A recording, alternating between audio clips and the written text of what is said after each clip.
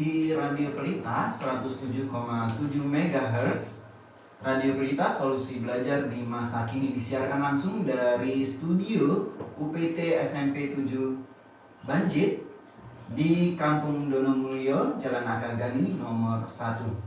Sahabat Pelita sekalian, dan alhamdulillah hari ini seperti yang disampaikan tadi, kita akan melaksanakan bincang-bincang berkaitan dengan pendidikan keluarga dengan tema yaitu pola pengasuhan anak di era digitalisasi. Tapi sebelum itu, seluruh Dewan Guru serta staf tata usaha mengucapkan bela sungkawa kepada almarhum atas wafatnya Bapak Ratno, yaitu mantan kepala kampung Donomulyo ya, segenap keluarga besar UPT SMP Negeri 7 Banjit mengucapkan turut bela sungkawa.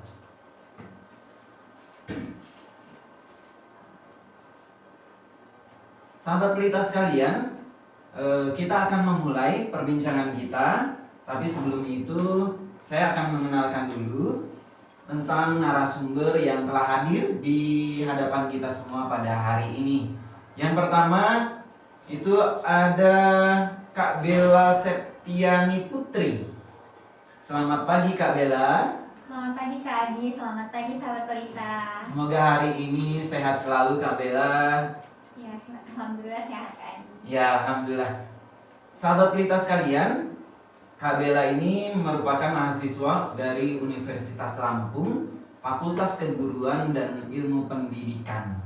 Selanjutnya, saya akan kenalkan kepada sahabat Pelita sekalian, yaitu pembicara yang kedua, Ibu Dwi Jayanti, SPDSI, MPD, yaitu guru sekaligus pembina kesiswaan di UPT Negeri 7 Banjit. Selamat pagi Ibu. Selamat pagi Kak Adi. Alhamdulillah sehat hari ini. Alhamdulillah sehat Pak Adi. Nah, semangat terus Bu. Semangat Pak Adi. Baik, itu pembicara kita yang kedua. Kemudian pembicara kita yang ketiga yaitu Ibu Fitria Eliza AR ST, Ketua PKK Kampung Donomulyo sekaligus penggiat parenting di masyarakat. Selamat pagi Ibu. Selamat pagi Kak Adi. Alhamdulillah sehat Bu hari ini. Alhamdulillah sehat. Semuanya mungkin menunggukan hari-hari ini bagaimana kita mau belajar tentang pengasuhan dan pola asuh ya. Tentu saja di zaman yang seperti sekarang ini, zaman yang berbeda dengan zaman dulu. Semuanya disertai dengan digitalisasi atau dengan teknologi. Untuk itu, mungkin sebelum kita melakukan perbincangan, saya ulangi kepada para sahabat Pelita sekalian di rumah, apabila ingin bertanya berkaitan dengan tema kita pendidikan keluarga, bisa menghubungi lewat WA ataupun SMS di nomor 0852 731 85449. Saya ulangi, 0852 731 85449. Sahabat Pelita sekalian, sebelum kita masuk ke dalam perbincangan, mungkin para pembicara kita berikan kesempatan terlebih dahulu untuk membuka ataupun menyatakan open statementnya perihal berkaitan dengan materi kita, yaitu pengasuhan di era digitalisasi. Yang pertama, saya persilahkan kepada Kak Bella. Oke, terima kasih Kak Adi. Mungkin untuk open statement mengenai tema kita hari ini yaitu pola pengasuhan di era digital. Aku ingin membagi sedikit di pola pengasuhan di era digital, salah satunya ada metode digital parenting nih Kak. Nah, yang mana dalam metode digital parenting ini orang tua itu memberikan pola asuh kepada anak mengenai batasan-batasan apa saja yang boleh dilakukan dan juga dilihat dari gadget, dan juga apa saja yang tidak boleh dilakukan dan dilihat oleh gadget.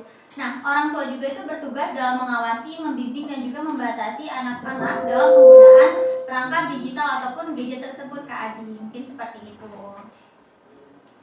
Oke, baik. Terima kasih Kak Bella atas open statement-nya yang ini menjadi gambaran kepada sahabat pelita sekalian berkaitan dengan materi kita hari ini. Selanjutnya, kita persilahkan kepada Bu Dwi Jayanti untuk membuka statement-nya. Baiklah, terima kasih Kak Adi. Untuk pola asuh pada anak pada era digitalisasi ini sebenarnya sangat menarik. Karena apa, kita berkaitan membicarakan tentang generasi anak, yaitu kalau pada tahun 2010 sampai dengan 2025 disebut dengan generasi alpha. Nah, di sini bagaimana kita selaku orang tua, selaku pendidik untuk bersikap bijak terhadap pemakaian media dan teknologi untuk mendukung tumbuh kembangnya anak. Kemudian bagaimana kita sebagai pendidik menciptakan lingkungan sekolah yang aman dan nyaman agar anak tersebut dapat belajar dengan semangat di sekolah dan betah di sekolah. Seperti itu Kak Adi. Terima kasih Bu Dwi atas open statement-nya. Mungkin ini juga bisa menjadi bahan kita bahwa kalau tadi Kak Bella lebih kepada milenialnya, kemudian kalau Bu Dwi ini lebih kepada dampak ya atau yang dihadapi murid atau siswa di sekolah ya. Kemudian yang terakhir nih kita persilahkan kepada Ibu Fitria untuk menyampaikan open statement-nya. Terima kasih Kak Adi. Berangkat dari era digital ya, kita ini masuk disebut dalam digital native atau sebutan seseorang itu yang terlahir dari lingkungan yang akrab dengan teknologi. Jadi sehingga dalam kehidupannya sangat tergantung dan tak lepas dari teknologi. Nah, berangkat dari ini banyak sekali dampak negatif maupun positif yang disebabkan oleh era digital, sehingga harus adanya hal-hal inovasi bagaimana sih memberikan pendidikan, pelatihan, bagaimana memberikan pola asuh kepada anak gitu. Perlu adanya rem atau edukasi pendidikan, pemahaman yang diberikan kepada orang tua yang nanti akan diaplikasikan kepada anak-anak. Terima kasih Ibu Fitria sudah menyampaikan open statement-nya berkaitan dengan tema kita yaitu pendidikan di era digitalisasi. Untuk sahabat pelita sekalian di rumah dipersilakan, kami tunggu partisipasinya dalam nomor WA yang telah disebutkan dan juga SMS di nomor 0852 731 85449. Sekali lagi dipersilakan untuk para sahabat pelita sekalian di rumah dalam berpartisipasi dalam bincang-bincang hari ini di nomor 0852 731 85449.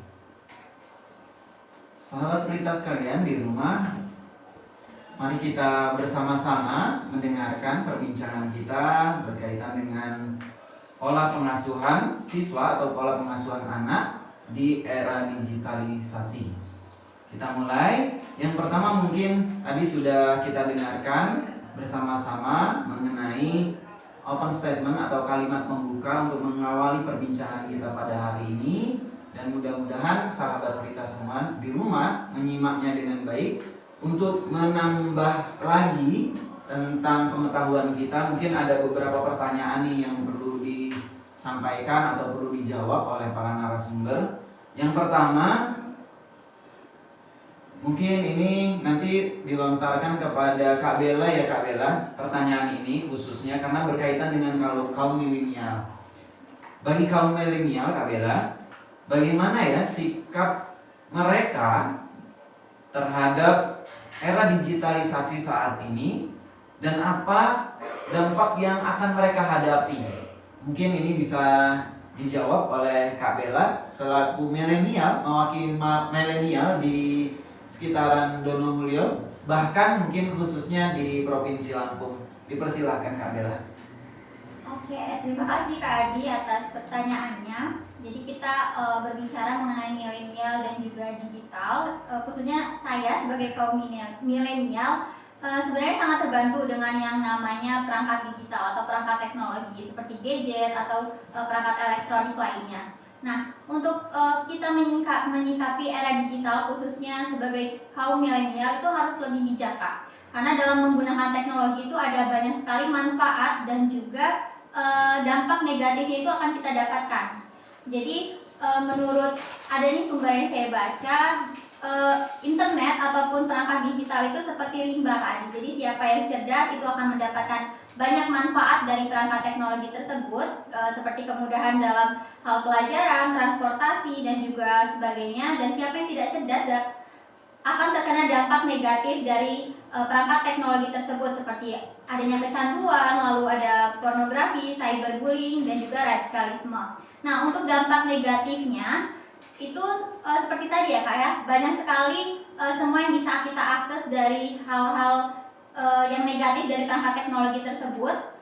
Karena contohnya misalkan kita membuka YouTube ataupun aplikasi lainnya, itu biasanya itu sudah ada yang namanya pornografi, kekerasan, cyberbullying, dan juga kemampuan bersosialisasi kita itu akan menjadi menurun ketika kita selalu menggunakan perangkat digital. Tetapi untuk dampak positifnya itu kita sangat dimudahkan sekali untuk apa-apa. Seperti akses informasi, komunikasi itu sangat dimudahkan oleh yang namanya gadget atau teknologi.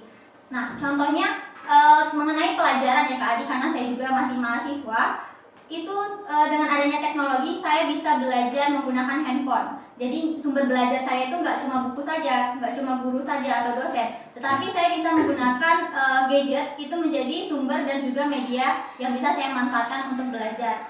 Lalu layanan edukasi di perangkat teknologi itu banyak sekali Kak Adi. Misalkan ada yang namanya aplikasi Ruang Guru, Rumah Belajar, lalu ada Genius. Itu di kalangan mahasiswa ataupun anak sekolah itu biasanya terkenal karena melayani atau adanya layanan edukasi yang bermanfaat sekali. Seperti itu Kak Adi.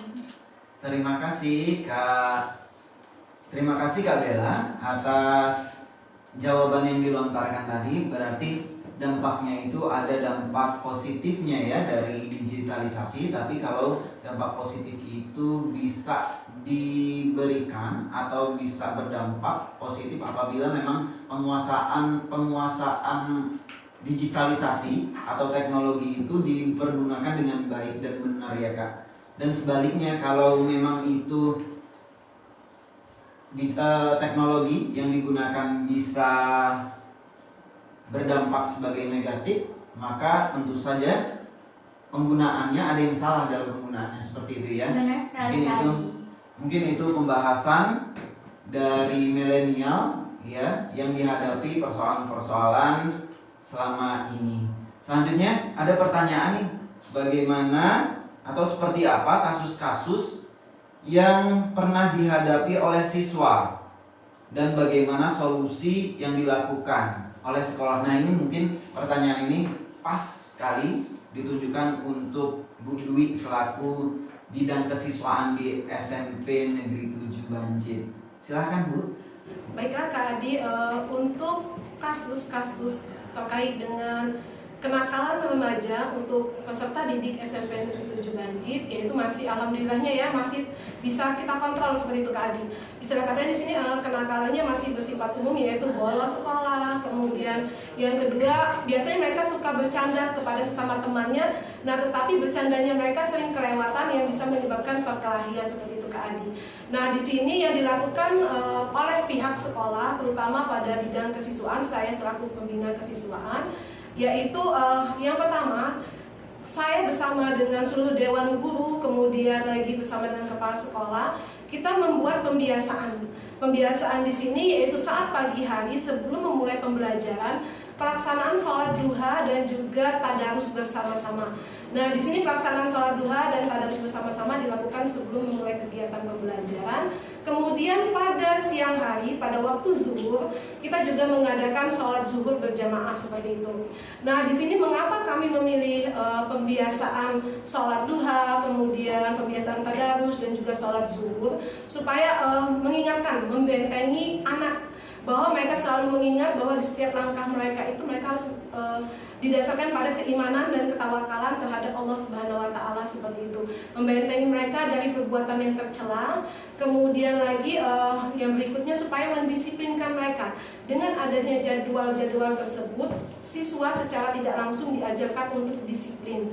Nah, insya Allah ketika mereka melaksanakan sholat duha, sholat zuhur berjamaah itu dengan tertib, kemudian proses pelaksanaannya memang mereka tertib dalam melaksanakan masing-masing sholat tersebut, insya Allah mereka juga akan mengikuti tata tertib yang sudah ada di sekolah seperti itu Kak Adi. Nah, kemudian yang berikutnya lagi yaitu di sini kami selaku pihak UPT SMP Negeri 7 Banjit juga membuat kemarin melakukan awal tahun pembelajaran, yaitu melakukan sosialisasi dan membuat yaitu tata tertib siswa yang disosialisasikan bersama dengan komite dan wali-wali murid siswa dari kelas 7 sampai dengan kelas 9. Kemudian di situ pihak dari wali murid juga memberikan kontribusi yaitu berupa masukan apa saja tata tertib yang harus ada seperti itu.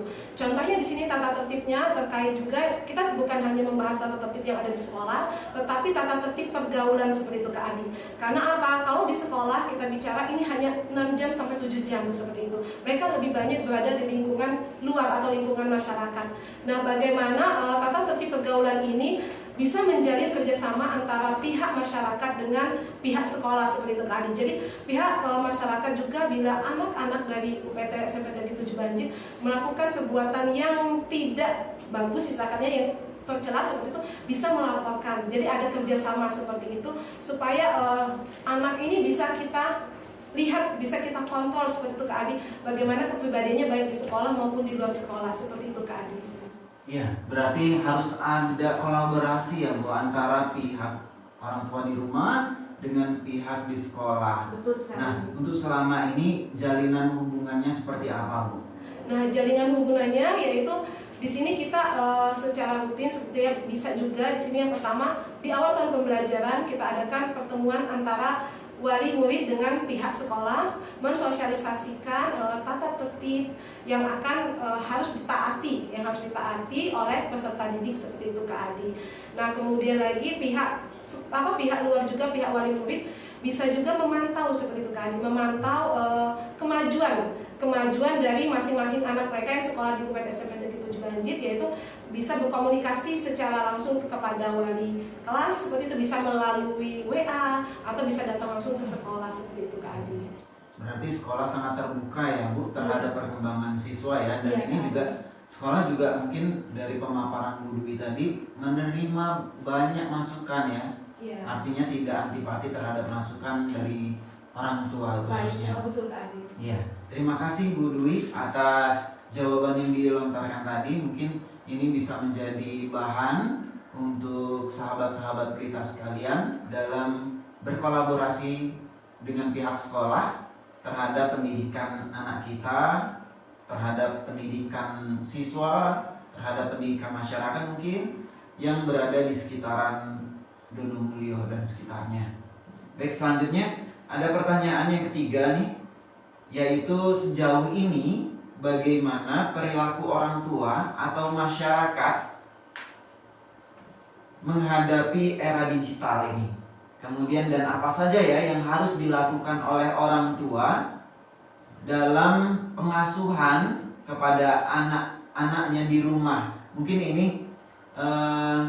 pertanyaannya cocok untuk dilontarkan kepada Ibu Fitria. Kepada Bu Fitria mohon ditanggapi Bu. Ya, baik Kak Adi. Kita langsung ke ini ya, ke permasalahan atau fenomena yang terjadi di masyarakat. Pengamatan yang terjadi di masyarakat terkait dengan era digital. Sampai dengan saat ini ketika kita mengamati ya, kita ruang lingkup terbatas ya, Donomulyo gitu. Kebanyakan para orang tua itu sebagian besarnya adalah bertani, berangkat pagi pulang sore, sehingga untuk memperhatikan anak-anaknya dari pagi hingga sore itu jarang sekali, dan bertemunya hanya di malam hari. Dan ketika diperhatikan, walaupun tidak semua, tidak semua orang tua itu kebanyakan anak-anak dari bayi. Dari bayi itu sudah disodorkan oleh HP karena itu adalah cara termudah dalam mengasuh. Jadi kalau udah dikasih HP, udah nih selesai gitu kan, anteng ya. Nah itu yang fenomena yang terjadi sekarang ini. Jadi solusi praktis itu ada di HP untuk anak-anak yang masih balita. Selanjutnya anak-anak usia sekolah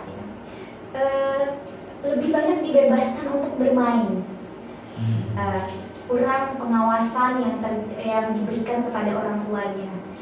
Saya pernah ketika malam hari saya pulang jam 11 malam, itu masih banyak anak-anak usia sekolah SD, SMP maupun SMA itu yang masih nongkrong di pinggir jalan itu main gadget, main HP.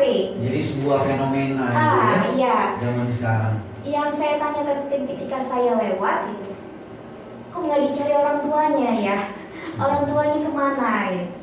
Itu yang fenomena yang terjadi. Selanjutnya HP itu seperti udah milik anak. Jadi orang tua tidak tahu passwordnya gitu kan.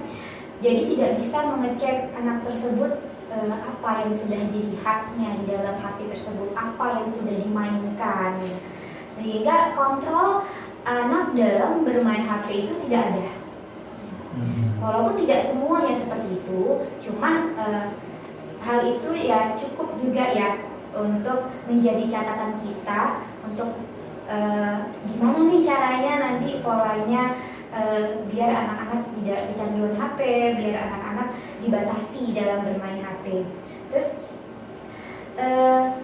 yang satu lagi yang diamati adalah berbedanya pola asuh antara ayah, ibu, dan kakek neneknya. Nah, itu yang ketika kita lihat bapaknya misalnya, orang tuanya yang ibunya ingin anaknya itu dibatasi main HP-nya nih.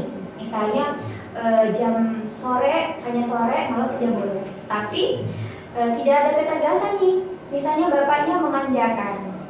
Atau kebalikannya nih, mbaknya kasihan loh, cuman HP gitu kan. Jadi tidak ada namanya sinkronisasi, sinergisitasnya pola pengasuhan antara orang tua dan juga kebanyakan di sini kan anak-anak dititipin mbahnya ya, karena berangkat beres gitu kan, dititipin mbahnya. Nah itu jadi polanya berbeda dan kadang-kadang orang tua itu malah ditegur ketika ingin memberikan ketegasan kepada anaknya. Gitu. Selanjutnya anak yang salah itu cenderung dibela, dilindungin. Jadi anak sendiri nggak boleh salah. Itu juga memberikan dampak psikologis yang luar biasa ya, sehingga dia merasa oh saya ini selalu dibela. Ada pembela ya. Saya pembela ini gitu. Saya walaupun salah dibela, jadi terus dilakukan hal-hal yang tidak baik atau terus melakukan kesalahan-kesalahan karena saya sudah ada pembela. Nah, berangkat dari banyaknya permasalahan-permasalahan di masyarakat ini, maka kita perlu ya ada formula seperti apa sih edukasinya kepada orang tua, tapi tidak hanya kepada orang tua, juga kepada anak-anaknya. Bagaimana menyikapi ketika kita sudah masuk dalam era digital. Nah itu penting Ibu. Jadi tadi sudah disampaikan ya tentang fenomena atau perilaku-perilaku orang tua ya yang saat ini mungkin tanpa disadari itu membentuk kepribadian dari anak itu sendiri. Dia menjadi pembangkang atau dia menjadi lemah dalam mentalnya, itu ternyata pembentukannya itu ada di keluarga yang kurang seimbang atau kurang serasi dalam pembinaannya. Mungkin itu ya Bu. Nah sekali lagi mungkin dari orang tua di rumah menunggu-nunggu nih win-win solusi seperti apa yang bisa mereka lakukan di rumah seperti itu Bu, agar mereka menghadapi era digitalisasi ini anak-anak mereka menjadi baik gitu. Harus seperti apa ini Bu kira-kira Bu? Oke. Ini sekedar saran ya, bisa nanti berbeda-beda bagaimana cara pemecahan masalahnya. Yang pertama yang harus kita lakukan adalah kita harus punya keyakinan dulu nih, orang tua harus punya kegigihan bahwasanya saya ingin berubah dalam pola asuh. Nah, jadi kita bangun dulu nih keinginan orang tua memang untuk memberikan pola asuh kepada anaknya yang baik. Antara ayah dan ibu ada komunikasi, kita harus bagaimana nih dengan anak-anak kita. Kita buat peraturan di keluarga, anak kita harus seperti apa. Misalnya cara berkomunikasi anak ketika memakai gadget. Kita ditanya dulu nih, untuk apa gadget ini? Apalagi untuk anak SD ya, buat apa?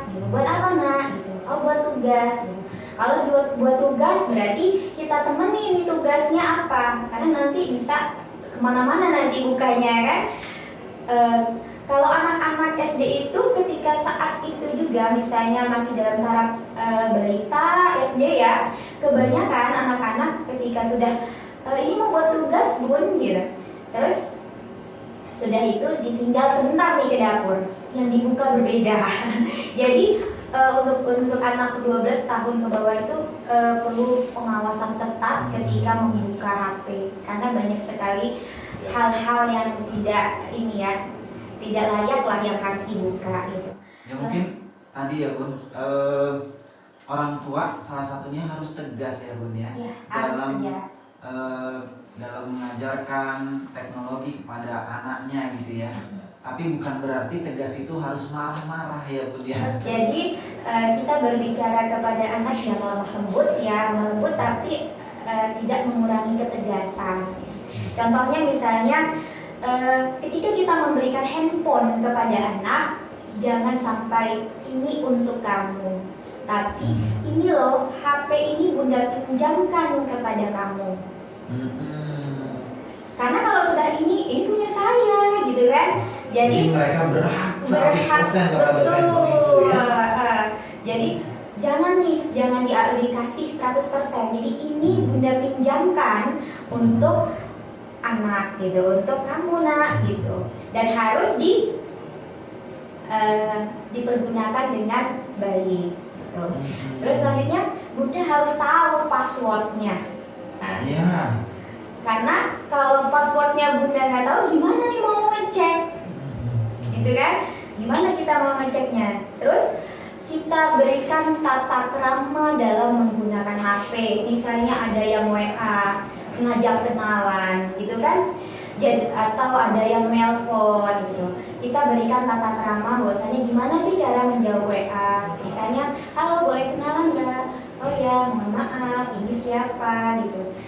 Atau misalnya ketika telepon, halo ini siapa. Karena kebanyakan ketika anak-anak mengangkat telepon, siapa nih ininya, itu juga diberikan tata krama bagaimana cara menggunakan telepon ketika ada WA yang masuk atau ada telepon yang masuk gitu. Terus jika sudah malam hari, berikanlah peraturan no HP. Dia harus kompak. Iya. Harus kompak nih, antara orang tua sama anak-anak harus kompak, semuanya no HP. Jadi itu menjadi waktu keluarga di malam hari. Karena kalau udah dari pagi sampai sore, ibunya berangkat kerja, bapaknya berangkat kerja, pulang sore capek gitu kan. Nah, malam hari itulah kita tingkatkan kualitas waktu dengan keluarga. Apalagi anak-anak itu dari pagi ya Bun ya, sampai dengan siang dia sekolah biasanya, jadi nggak ketemu dengan orang tua. Orang tua juga kadang-kadang dari pagi sampai dengan sore dia bekerja. Betul. Maka memang harus meluangkan waktu untuk anaknya. Memang kita nggak bisa lepas ya Bun, seperti yang dibicarakan tadi dengan anak-anak kita. Sehari itu minimal kita harus berkomunikasi gitu ya Bun. Iya betul. Demikian perbincangan pada hari ini. Selebihnya saya Adi Setiawan selaku pembawa acara pada hari ini mohon izin, dan seluruh pembicara pada hari ini juga mohon izin kepada sahabat pelita sekalian di rumah. Terima kasih banyak, dan terus mantangi terus di radio kesayangan kita, Radio Pelita 107,7 MHz yang akan menambah referensi pengetahuan kita pada masa kini. Terima kasih. Assalamualaikum warahmatullahi wabarakatuh. Waalaikumsalam.